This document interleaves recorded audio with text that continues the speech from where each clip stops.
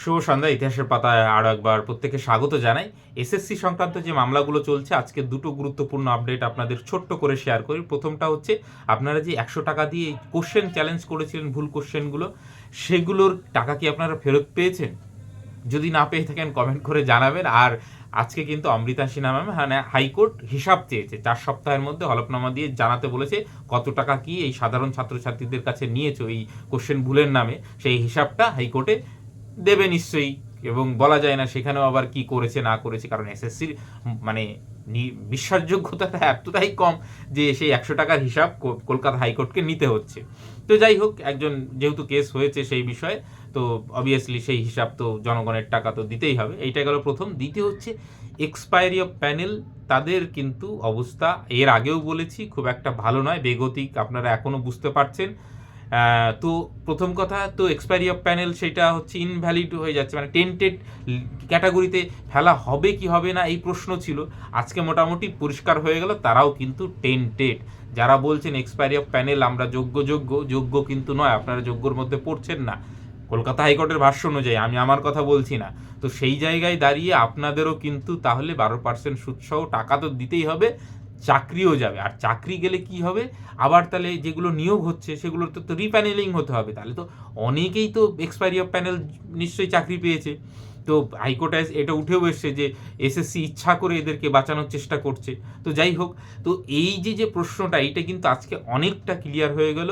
Expiry of panel যারা নিয়োগ পেয়েছেন, আপনারা কিন্তু টেন্টেডের মধ্যে পড়ছেন, এবং যদি টেন্টেডের মধ্যে পড়েন তাহলে চাকরি যাবে, 12% সুদসহ আপনাকে টাকা ফেরত দিতে হবে, খুব ভালো করে বোঝেন। তো তাহলে, এবং আরেকটা বিষয় সেটা হচ্ছে, যারা গেছেন তো তাহলেও সেই পদগুলো তো কেউ না কেউ পূরণ করবে, তাহলে নতুন করে আবার রিপ্যানেলিং ভাইবা হতে হবে, খুব অবভিয়াস ব্যাপার।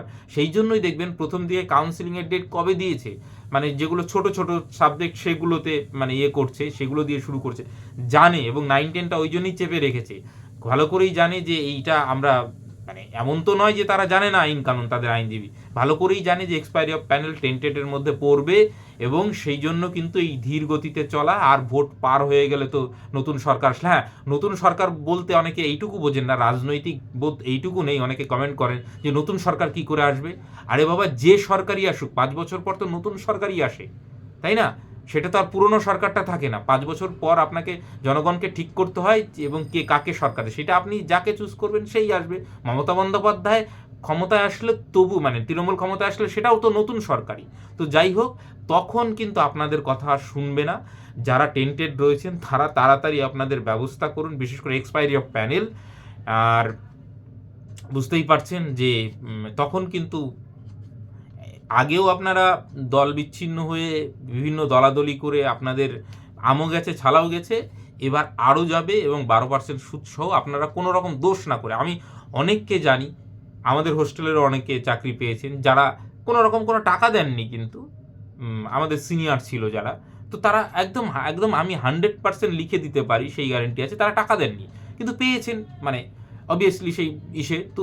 তাহলে তারা এখন দোষের ভাগিদারি কেন হচ্ছে, মানে এইটা খুব বড় কষ্টের জায়গা। তো মানে এইটা কিন্তু হতে চলেছে, আরও অনেকের কপাল পুড়তে চলেছে।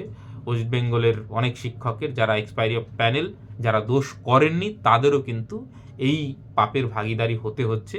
তো জানি না কি হবে শেষ অবধি।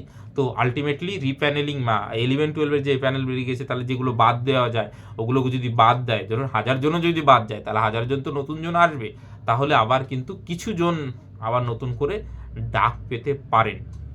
আর 9-10-এ তো অবশ্যই, মানে সেকেন্ড লিস্ট যারা জিজ্ঞাসা করছেন যে সেকেন্ড লিস্ট বেরোবে কি বেরোবে না, সেইটা কিন্তু বেরোনোর সম্ভাবনা। আর 11-12-এ সেকেন্ড লিস্ট বেরোনোর কোনো সম্ভাবনা আগে ছিল না, আমি বারবার বলেছি, একদম মানে অথেন্টিক। কিন্তু এইটা যদি হয় তাহলে সব পূরণ করতে হবে, তাহলে সেকেন্ড লিস্ট বেরোবে কি বেরোবে না এইটা কিন্তু বড় প্রশ্ন। আমি যদি কোনো আপডেট পাই, কোনো মিটিং হয়, কোনো ইনফরমেশন থাকে, আমি নিশ্চয়ই জানিয়ে দেবো। আমাদের সঙ্গে যুক্ত হতে চাইলে কমেন্ট সেকশনে লিঙ্ক দেওয়া থাকে, সেখানে গিয়ে যুক্ত হয়ে থাকবেন ফার্দার যে কোনো আপডেটের জন্য। আর দেখা যাক কি হয়। তবে খুব খারাপ লাগছে যারা কোনো দোষ করেনি তাদের জন্য বেসিক্যালি। ভালো থাকবেন, সুস্থ থাকবেন, থ্যাংক ইউ।